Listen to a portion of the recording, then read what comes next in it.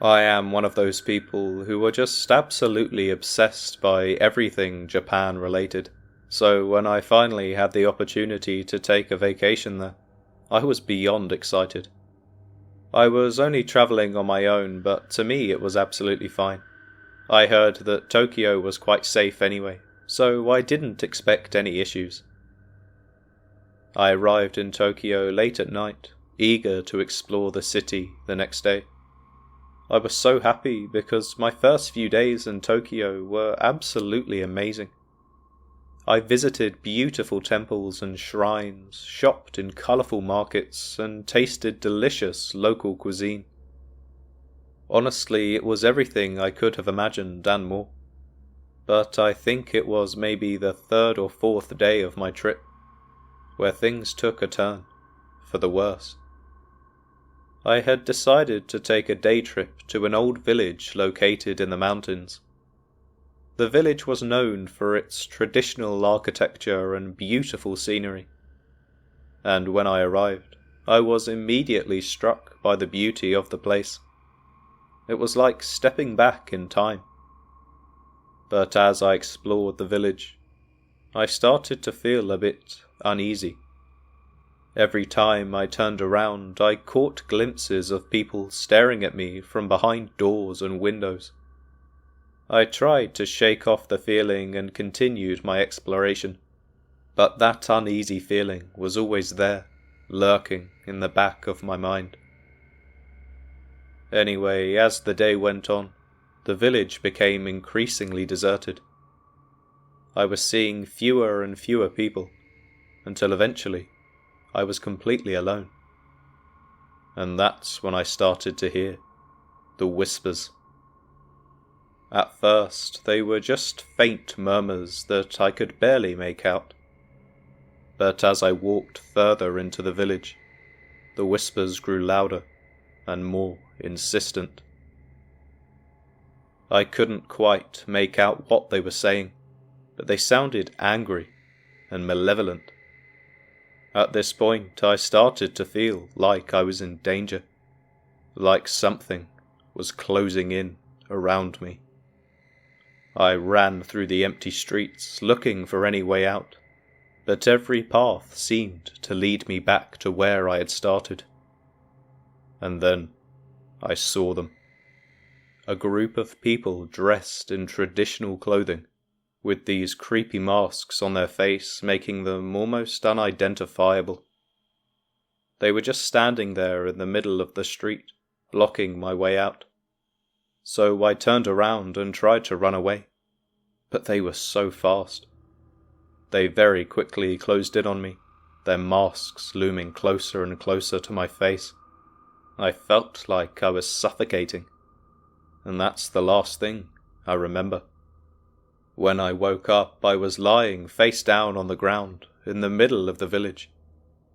It was pitch black and I could barely see anything. I felt so disoriented and confused. As I tried to stand up, I realized that something was wrong. My body felt different, like it was no longer mine. And then I heard a voice in my head. It was deep and menacing, and it told me that I was no longer human. I was horrified. I looked down at my hands and saw that they were twisted and gnarled, covered in scales and claws. I found a nearby pond, and when I looked in and saw my reflection, I noticed that my eyes had turned yellow, and my teeth had grown into sharp fangs. I don't know how it happened or what had been done to me. All I knew was that I was no longer human, and I may be trapped in that village forever. All I could think to do in that moment was run and just keep running. Eventually I stumbled upon a small pub, and I walked inside in the hopes of speaking to someone to try and help me. There was a small old lady who worked behind the bar.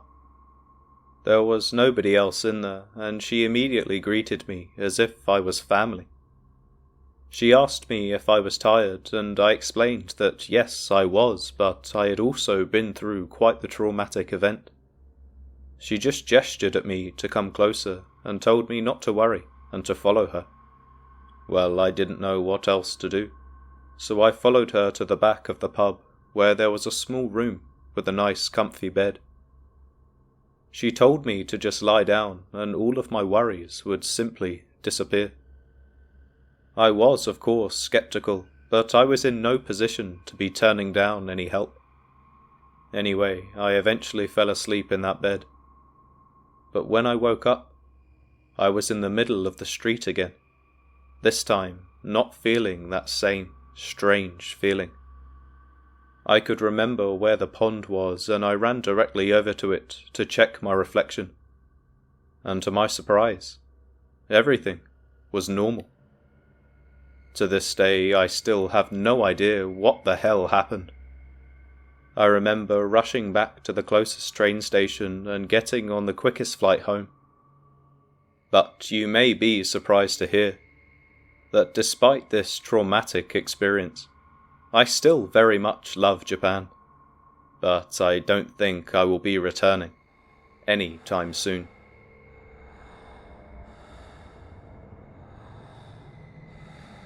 I always wanted to take a solo trip, to have a break from my hectic life, the stress of my job and the constant demands of family and friends. So when I saw an ad for a retreat in the mountains, I knew it was just what I needed.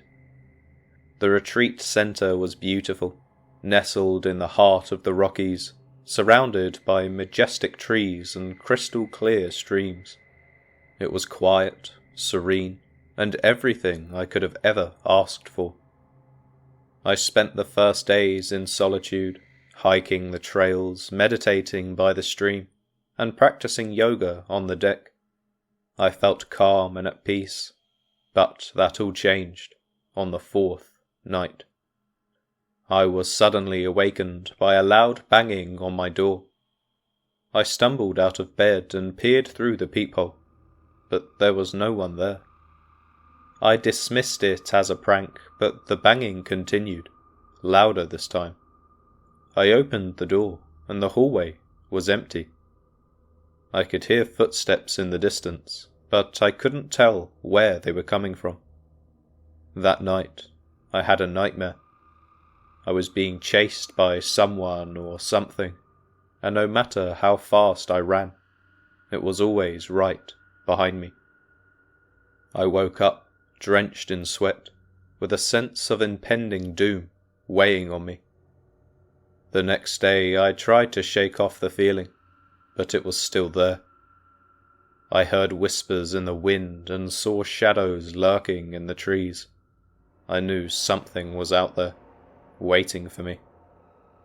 On the fifth night, I heard footsteps outside my cabin once again, but this time they were slow and deliberate, as if whoever was out there was trying to stay quiet. I called out, but there was no answer. I could feel my heart pounding as I waited for something to happen, and then there was a knock on my door. It was soft, almost hesitant, but it was definitely a knock. I stood there, frozen, unsure of what to do. I had a feeling that opening the door would be a mistake, but I couldn't shake the fear that something terrible would happen if I didn't. I slowly approached the door, and when I opened it, there was no one there, again. I stepped outside looking around, but there was no one in sight. But out of nowhere, I felt a hand on my shoulder. I spun around, and there was a woman standing behind me. She was tall, with long black hair and piercing blue eyes. She was wearing a white dress which seemed to glow in the darkness. I tried to speak, but my voice got caught in my throat. The woman smiled, and her eyes seemed to penetrate my soul. "Don't be afraid. I've been waiting for you," I tried to pull away, but her grip on my shoulder was firm. She leaned in closer, and I could feel her breath on my neck. "You belong to me now," she said, with her voice low and almost hypnotic. I pulled away, running back to my cabin, but I could hear her laughter echoing in my ears. I locked the door behind me and sat in the corner of my room. I didn't know what to do, or who to turn to. I was all alone, and something was very wrong. But then I remembered that I had my phone with me, so I quickly dialed 911 and explained what had happened. At first the operator was confused and didn't really know what to do, but eventually I think I persuaded him with my cries, and they told me that they would send someone to check on me. So I just stayed put until they finally arrived. I waited anxiously, feeling like every minute was an eternity. But finally, I heard a knock on my door again.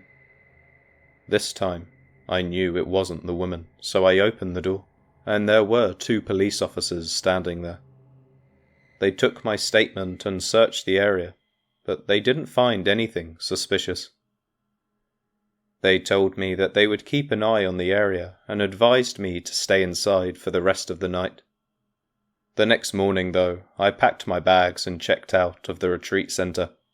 I just couldn't get over the dread that had settled over me, and I knew I just couldn't stay there any longer.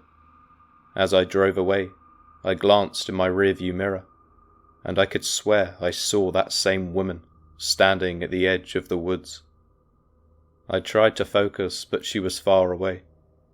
But I still have dreams where I see her watching me with a strange expression on her face. Anyway, it took me a while to shake off the fear and paranoia that had gripped me during those few days in the mountains.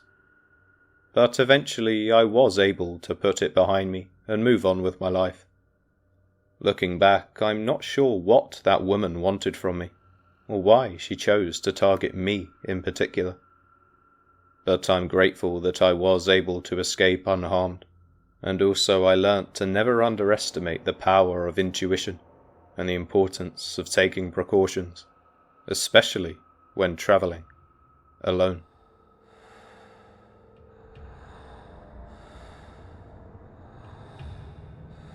I had always dreamed of visiting Paris, the city of love and romance. So when I finally saved up enough money to go on a vacation, I knew exactly where I wanted to go.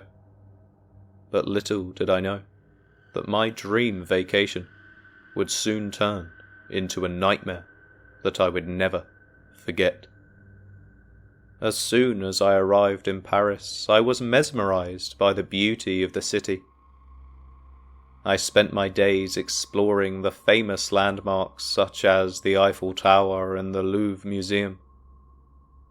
I even took a romantic boat ride on the Seine River with my boyfriend who had come on this trip with me. But on the 4th day of our vacation, that's when things started to take a dark turn. We were walking through a quiet hallway when we saw a man staring at us from the shadows. He was tall and lean, with a gaunt face and sunken eyes. He was dressed in rags, and his hair was matted and greasy. We just assumed he must be a homeless person, and we quickened our pace, trying to ignore him. But we noticed that he was following us. We turned around and saw that he was getting closer, his eyes fixed on us, so we started to run. Luckily, we were able to lose him when we ducked into a crowded cafe. But the nightmare wasn't over yet.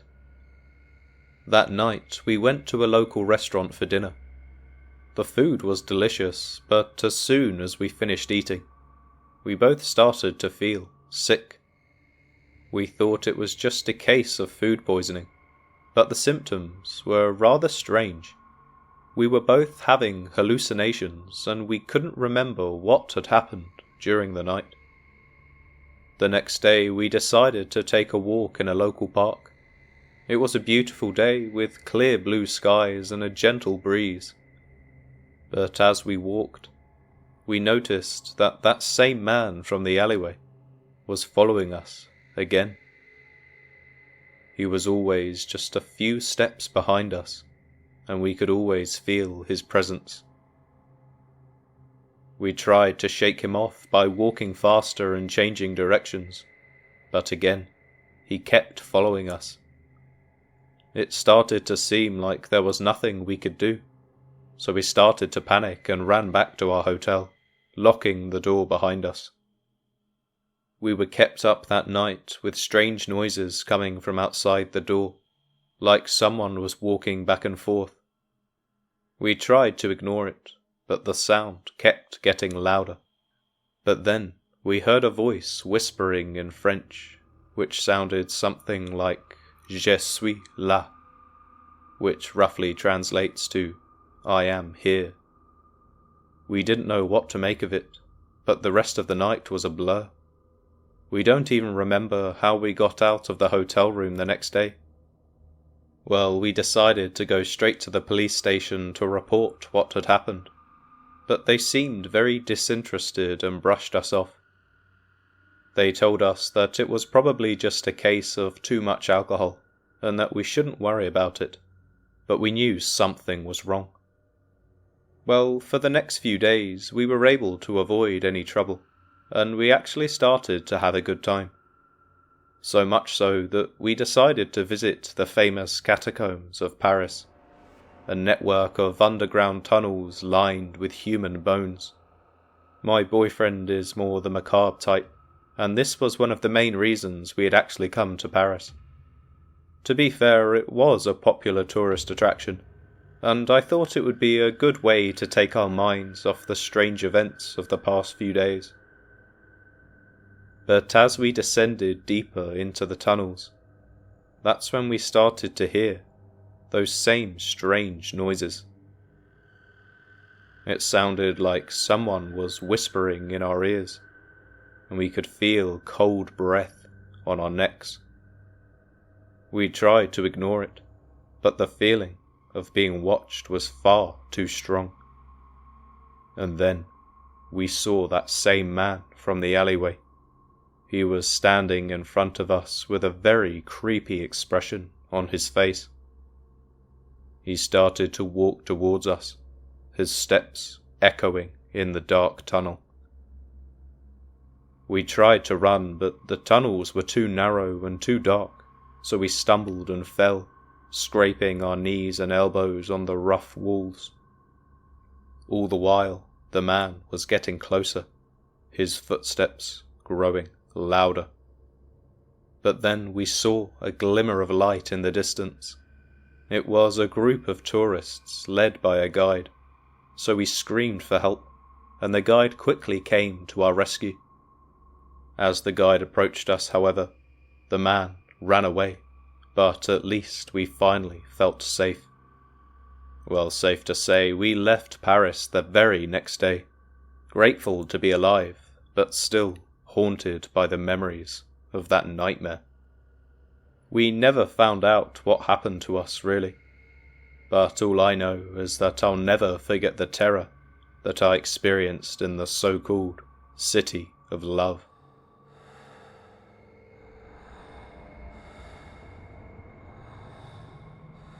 I had been looking forward to my vacation at the luxurious resort for months.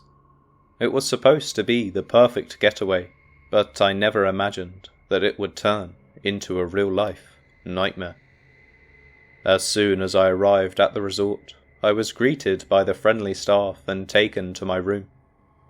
It was breathtaking, with a balcony that overlooked the sparkling blue ocean.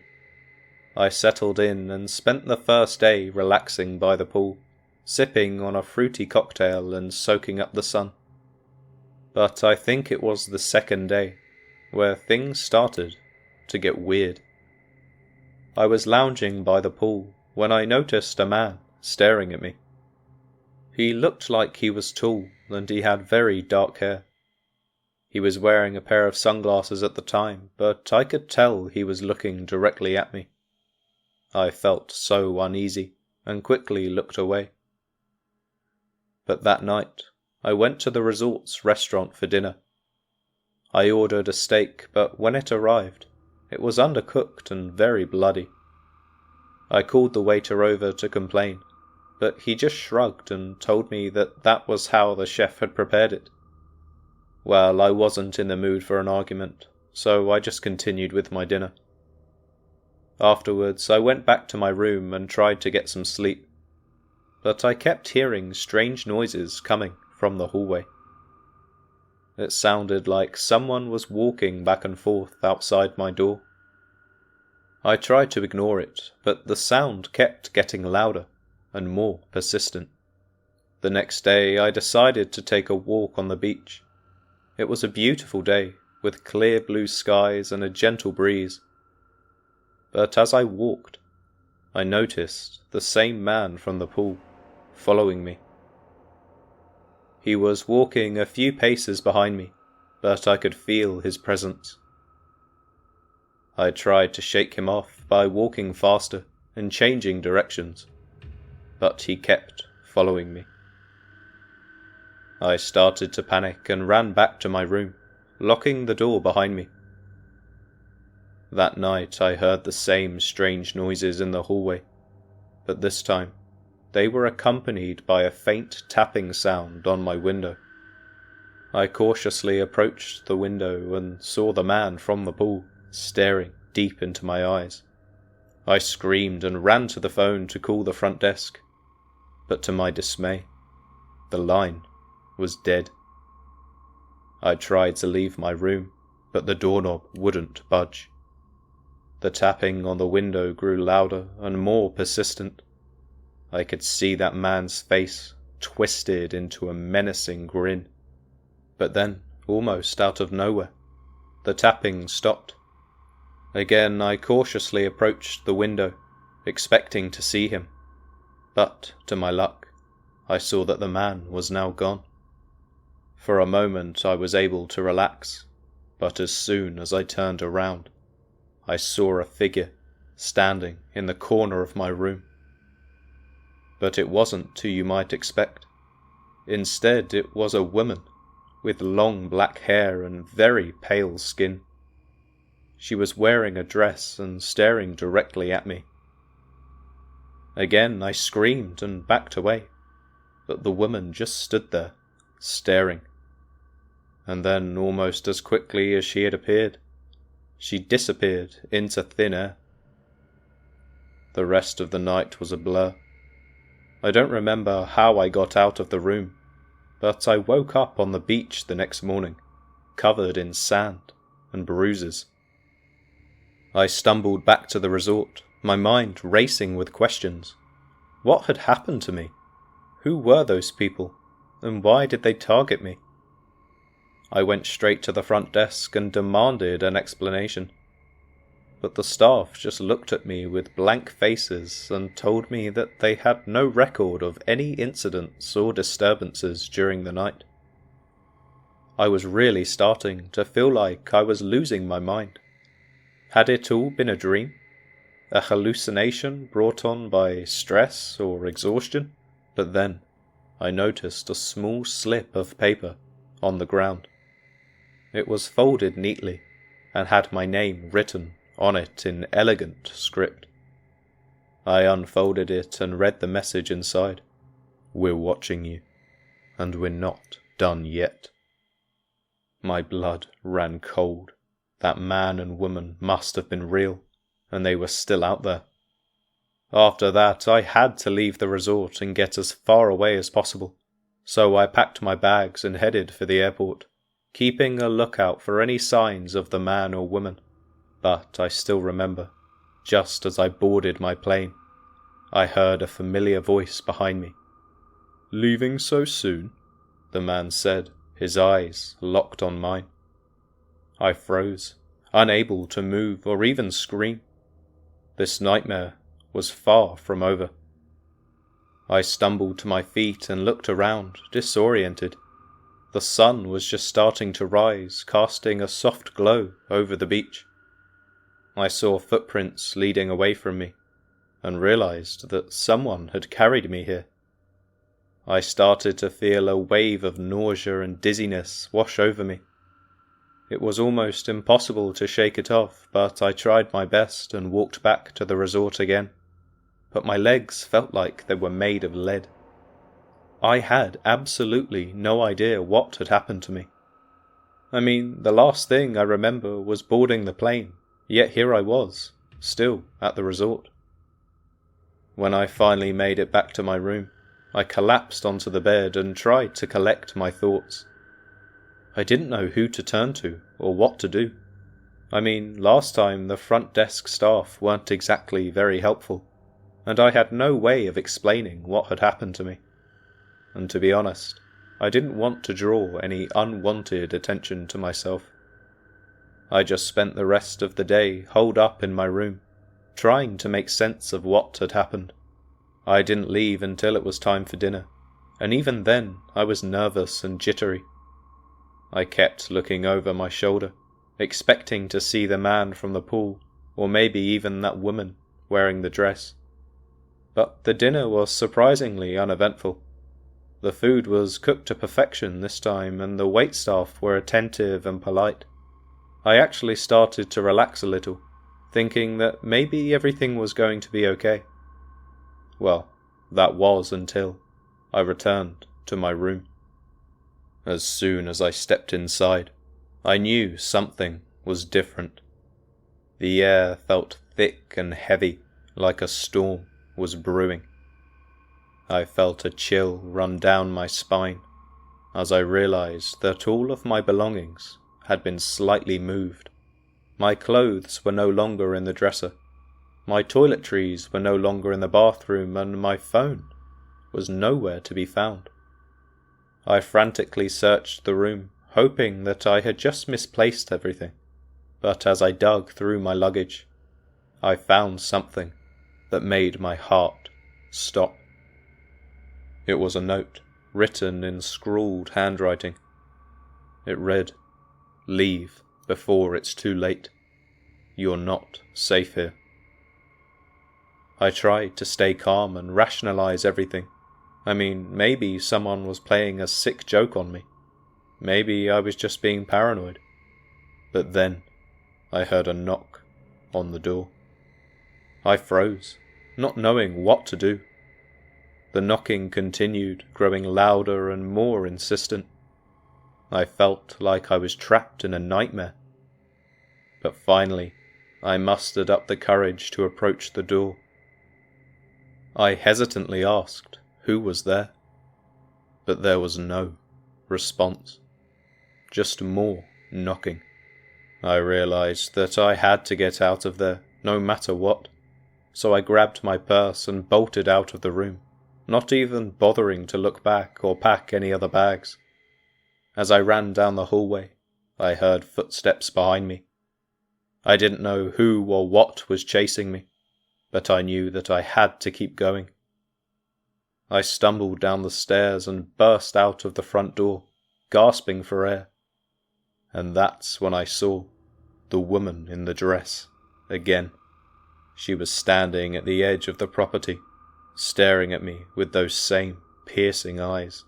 She started walking towards me. I sprinted down the beach, my heart pounding, and I didn't stop until I was miles away from the resort, and even then, I didn't feel safe. Well, I eventually made it back to the plane, but luckily this time, I was able to fly back home. I will never be able to forget what happened to me on that trip. To be honest, I've never been on another vacation since, but I still have nightmares about that resort, and I'm sure I always will.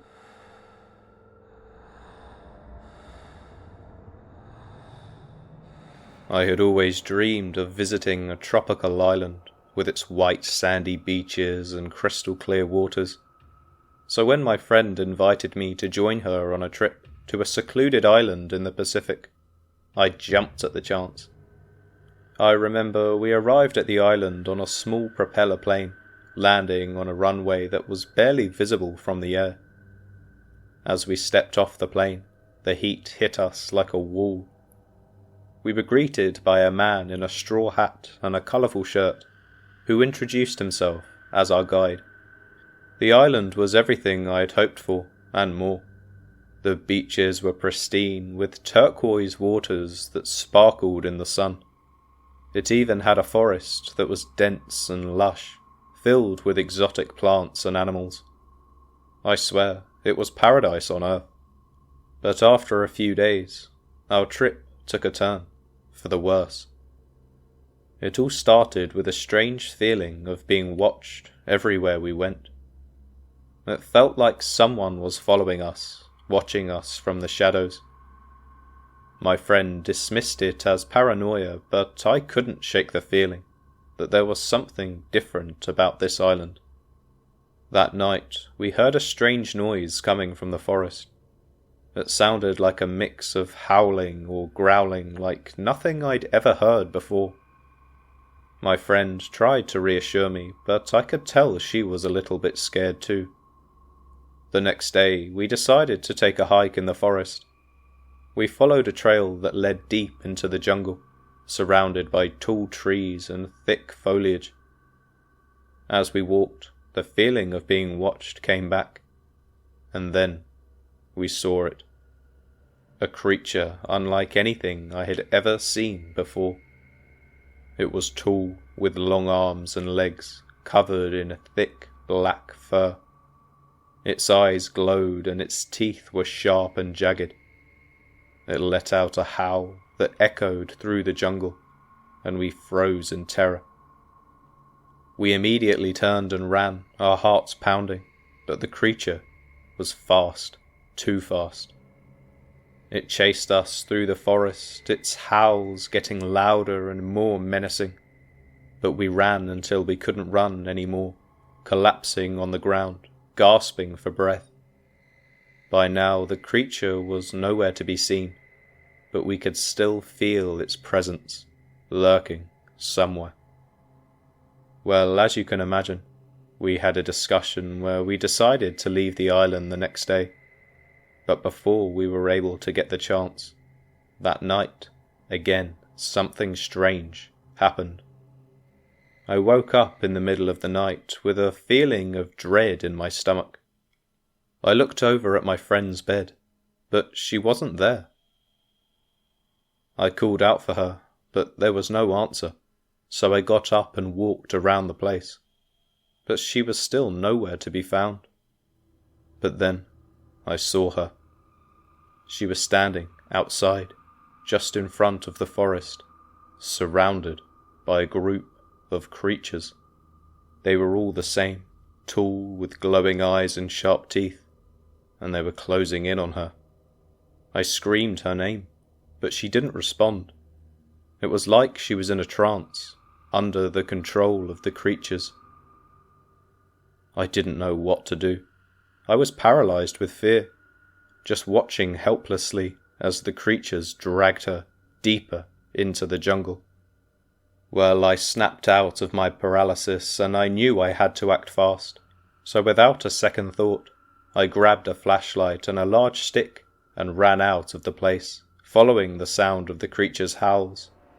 As I ran through the jungle, the darkness seemed to close in around me, and the sounds of the creatures grew louder.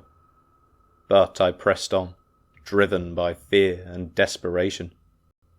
Finally, I reached a clearing, where I saw my friend lying on the ground. The creatures were chanting in a language I didn't understand, but it almost sounded human. My friend was just lying there, writhing in agony. So I charged at the creatures, swinging my stick wildly, and they scattered in all directions.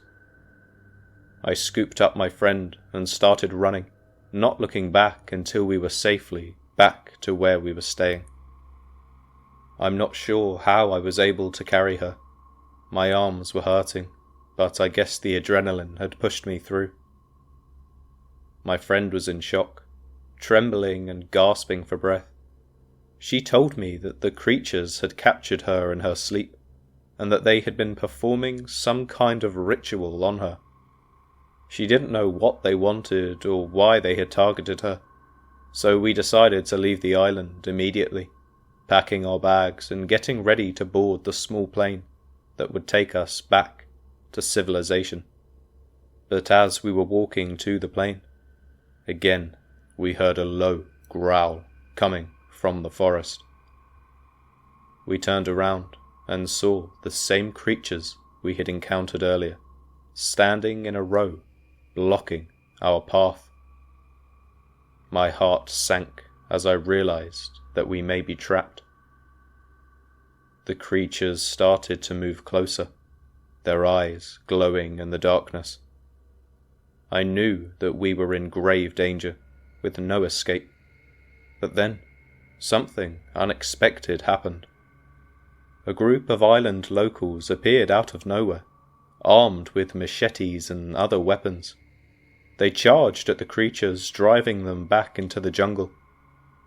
One of the locals approached us and spoke in broken English, telling us we were not safe, and that the island was cursed, and we needed to leave, now. Well, we didn't need to be told twice. We ran to the plane, taking one last look at the island before taking off into the sky. As we flew away, I couldn't help but feel a sense of relief mixed with terror. We had survived an encounter with something otherworldly, something that defied explanation. And I know I will never forget our terrifying vacation to that cursed island.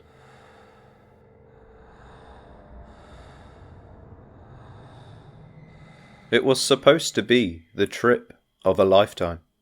I had planned it for months, saving up every penny I could to make it happen.